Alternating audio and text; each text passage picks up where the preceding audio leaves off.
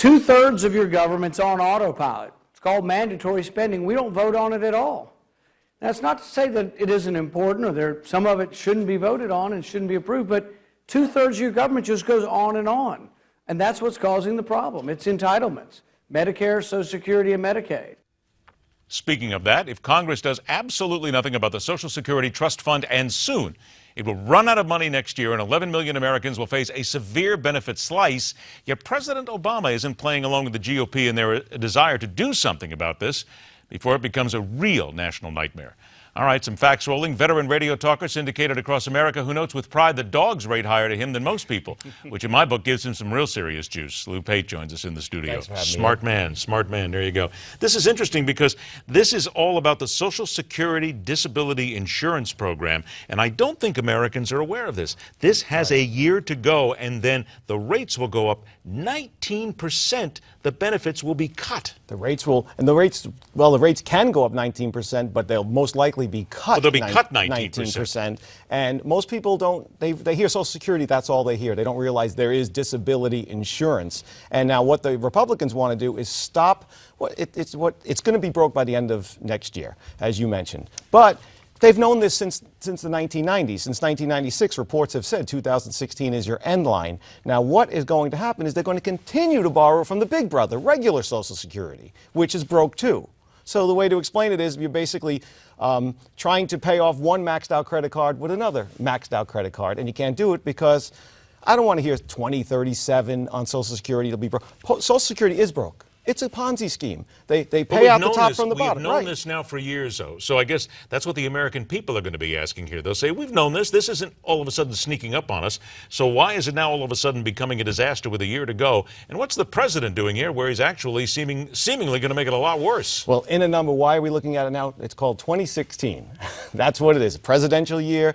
And Democrats are saying that Republicans are trying to pitch people with disabilities against those with pensions, and Republicans are saying we're looking out for the future, trying to cut fraud, but in the end it's window dressing on both sides. The Republicans have, as you do with computer programs, they have a back door in this where they can get out. They want to cut funding. Yes, they've set a point of measure. They set a point of measure where if it reaches a certain amount, then they won't borrow. But at the end of the day, there's a backdoor policy that will extend this, wait for it, Ed, past 2016. So they basically have enough money. Their backdoor policy. Kicking the can down the road. As Representative Sam Johnson, the head of the Ways and Means Commission, who's in charge of this proposal, said, they will basically buy 2 years with this backdoor exit strategy that they have. So for the Democrats, it's window dressing. For the Republicans, yes, we're looking out for fraud, but at the end of the day, it's just trying to give the appearance that they're looking out for fraud, but they're going to kick the can. Is there anybody out here who's got enough spine to realize that you're going to kick the can down the road here? And by the way, I hate that phrase. So do I. It's become part of the lexicon that we have now.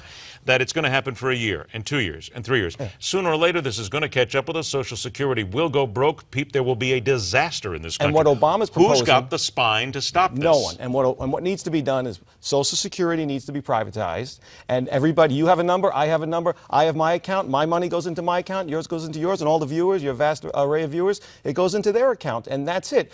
What they need to do is stop giving money to, as John McCain said, countries that don't like us all that much in 2008. Stop funding illegal immigrants, a.k.a. criminals, and subsidize Social Security. You have to cut it off. Subsidize people and then start everybody with their account, and the money goes in. And you're subsidizing you're subsidizing GM, you're subsidizing insurance companies, you're subsidizing teachers. Why not subsidize Social Security to a certain point and then clean the slate, and then your money goes into your account, mine goes into mine, all of your viewers, it goes into theirs. It would take years, but at least you got to start somewhere.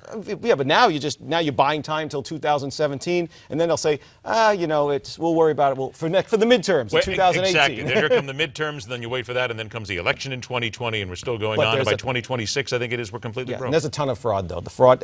One thing they did want to allocate funds so they can review 790,000 cases this year. 17,000 were thrown out last year. People who had it and lost it due to fraud. More if they review 790,000. Fraud in the government. What a shock. Always a pleasure to see you. Ed, thanks for having me. Thanks a lot for being here. All right, speaking of a love for animals, there's one task that every single person wishes they could teach their best furry friend, and thanks to Outland, we have the one pet you would never expect to master the task. It's coming up next.